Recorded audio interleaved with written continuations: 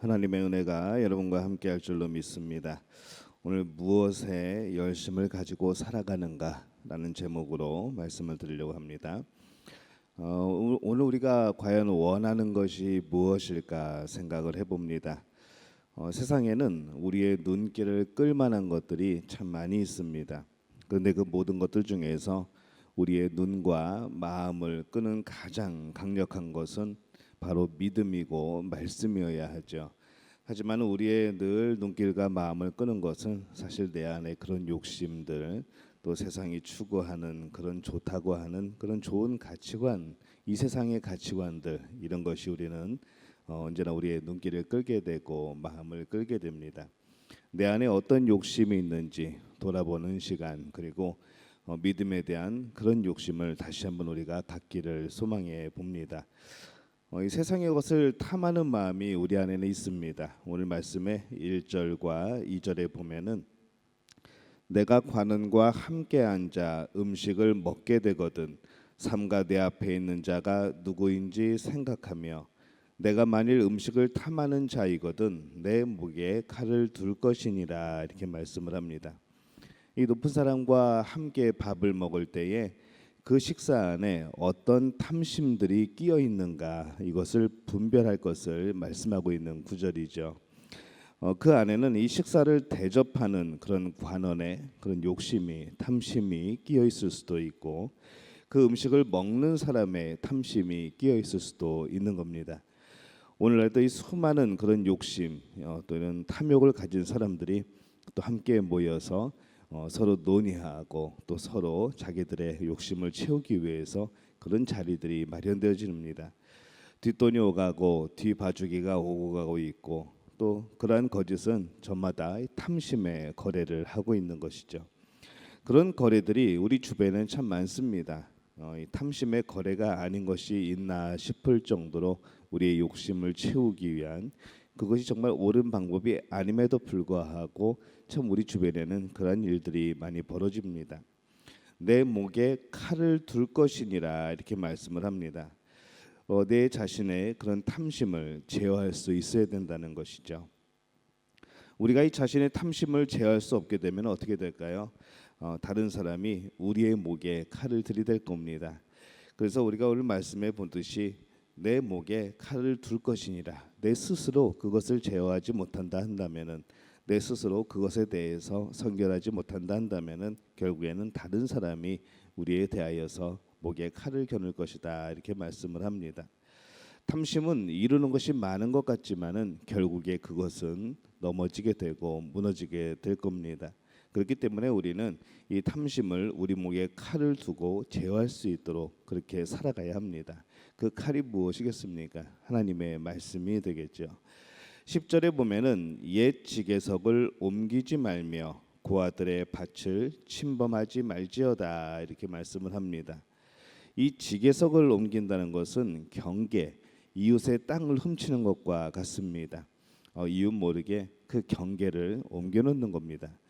이 탐심은 할 수만 있으면은 모든 방법, 이 지계석을 옮기는 한이 있어도 자기가 원하는 것을 가지려고 하는 그런 모든 수단, 방법을 이용을 합니다.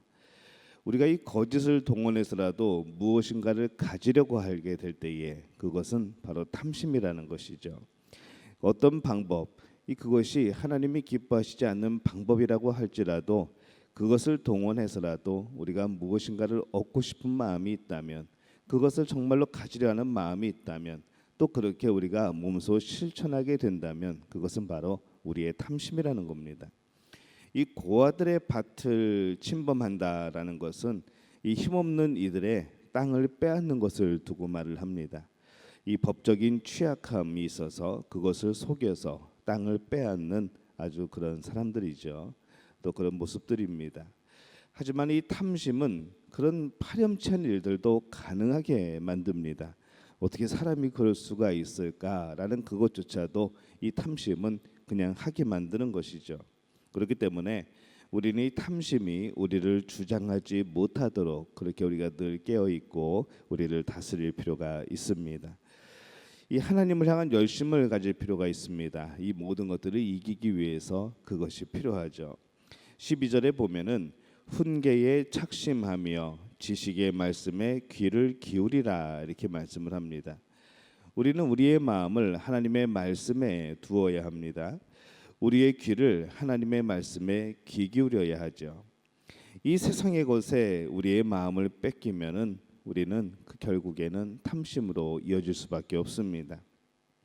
우리가 이 세상에 뺏겼던 마음을 다시 찾아서 바로 하나님 말씀 앞에 가지고 오는 것이 중요합니다. 하나님 앞에 우리의 마음을 가져다 놓게 될 때에 우리의 마음은 바로 그 기준 앞에서 하나님이 주신 양심과 또 하나님이 주신 그런 복된 길로 우리가 판단하고 구별하여 그렇게 걸어가게 될 줄로 믿습니다. 우리의 마음이 하나님 말씀 앞에서 하나님 말씀이 크게 느껴지고 이 세상의 것들은 작게 느껴져야 되는데 우리의 마음이 세상에 있으면은 이 세상 것은 참 커 보이고 하나님의 말씀은 참 작게 느껴지는 것이죠. 여러분들은 어떻습니까? 하나님의 말씀이 더 크게 느껴지십니까? 아니면 세상의 것들이 더 크게 느껴지십니까? 바라기는 이 하나님의 말씀이 이 세상 그 어느 것보다 더 크게, 더 능력 있게, 더 은혜롭게 여겨지는 그런 믿음의 가족들이 되시기를 예수님의 이름으로 축원합니다. 우리의 마음이 하나님의 말씀에 있을 때에 우리는 올바로 판단할 수 있고 또 이 복된 길을 올바로 걸어갈 수가 있습니다. 15절과 16절에 보면은 이렇게 말씀을 합니다. 내 아들아, 만일 내 마음이 지혜로우면 나 곧 내 마음이 즐겁겠고 만일 내 입술이 정직을 말하면 내 속이 유쾌하리라 이렇게 말씀을 합니다. 이 아버지의 마음이 아들의 어떤 것 때문에 즐거워하고 유쾌하다고 말씀을 합니까? 아들이 말씀을 따라가고 지혜로워지고 또 말씀을 따라감으로 정직하게 말하면 그 아버지가 기뻐하고 유쾌해한다고 이렇게 말씀을 합니다. 우리 부모들이 자녀들이 하나님의 말씀을 따라 살아가고 또 그 안에서 지혜를 얻고 그래서 정말 이 세상을 살아가게 될 때에 정직하게 살아가면서도 하나님이 주신 놀라운 복을 누리는 것을 보게 될 때에 이 부모들의 마음은 그게 가장 행복한 것이 아니겠습니까? 그것처럼 우리의 하늘 아버지 하나님께서도 자녀된 우리가 그 말씀을 따라 살아가게 될 때에 기뻐하실 것이고 또 유쾌하실 것이라는 그런 말씀인 것이죠.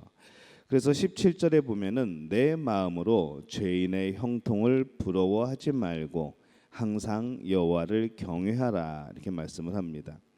죄인의 형통을 부러워하지 말고 여호와를 경외하는 것에 대해 우리가 감사할 필요가 있습니다. 하나님을 섬긴다는 것, 우리가 하나님의 자녀가 된다는 것, 그리고 그 하나님의 자녀로서 이 땅을 살아간다는 것은 더 없는 복입니다. 이 세상의 그 어느 것과도 바꿀 수 없는 하나님이 주신 큰 복이죠. 형통보다는 여호와를 경외하는 것에 우리가 더 마음을 두시기를 바랍니다. 형통보다는 하나님을 경외하고 있다는 그것이 더 중요한 겁니다. 형통보다는 우리가 말씀 안에 살아가고 있다는 것이 더욱더 우리에게 큰 복인 줄로 믿습니다. 이 고백이 이어지는 우리 믿음의 가족들이 되시기를 바랍니다. 지금 여호와를 경외하며 살아가고 있습니까? 그렇다면은 그 어떤 형통보다도 더 나은 삶을 살아가고 있는 겁니다. 여호와를 경외함으로 인하여서 감사하시기를 바랍니다. 20절에 보면은 술을 즐겨하는 자들과 고기를 탐하는 자들과도 더불어 사귀지 말라 이렇게 말씀을 합니다. 이 하나님을 향한 열심은 세상 것에 대해서 자제하는 그런 삶으로 이어집니다. 세상의 것에 대한 열심은 하나님을 향한 열심의 그런 열정과 시간을 빼앗아 가죠. 그렇기 때문에 오히려 반대로 하나님을 향한 열심을 추구하는 사람들은 이 세상의 화려함에 도취되지 않습니다. 바로 하나님에 대한 그 열심으로 우리의 삶이 정해지고 우리의 삶의 방향이 생겨나고 또 하나님을 향한 열심으로 우리 삶의 목적이 생기는 것이죠. 여러분 무엇에 열심을 내고 계십니까? 하나님은 우리가 하나님을 향하여서 우리의 온 마음을 드리기를 원하십니다. 우리의 마음의 일부분이 아니라 우리의 작은 것만을 하나님이 원하시는 것이 아니라 우리의 마음 전부를 원하고 계십니다. 그래서 이 하나님은 그렇기 때문에 질투하는 하나님이라는 그런 표현까지 쓰실 정도로 우리를 사랑하시고 우리의 사랑을 요구하시고 우리의 예배와 우리의 삶 전체를 요구하고 계십니다. 세상에는 참 우리의 마음을 둘 만한 것들이 많이 있습니다. 자칫 세상에 뺏길 수 있는 그런 유혹적인 그런 것들이 많은 것이죠. 세상의 것들에 우리의 마음을 빼앗겨서 이 헛된 것에 대한 탐심으로 세상을 사는 것이 아니라 우리의 눈이 밝아져서 하나님의 말씀으로 우리가 지혜로워져서 또 우리가 하나님 주신 그 명철을 통하여 분별함으로 하나님을 향한 열심으로 사는 우리 믿음의 가족들이 되시기를 바랍니다. 그렇게 살아가게 될 때에 하나님은 우리를 통하여서 놀라운 역사를 이루어 가실 줄로 믿습니다. 이 복을 누리는 우리 믿음의 가족들이 되시기를 예수님의 이름으로 축원합니다. 기도하겠습니다. 하나님, 은혜와 사랑에 감사합니다. 세상에 참 우리를 유혹하고 좋아 보이는 많은 것들이 있습니다. 하나님, 자칫 우리의 마음이 그것을 향한 탐심으로 물들지 않도록 도와주옵소서. 하나님이 주신 것은 작아 보이고 세상의 것은 커 보이는 그런 마음이 들지 않도록 하나님 붙들어 주옵소서. 오히려 하나님 안에 있는 것이 크고 복되며 이 세상에 있는 것들이 이 세상에서만을 위한 영원한 것이 아님을 고백하고 헛된 것임을 고백하여 하나님을 위하여 사용할 수 있는 그것에 만족하는 저희들 되게 도와주옵소서.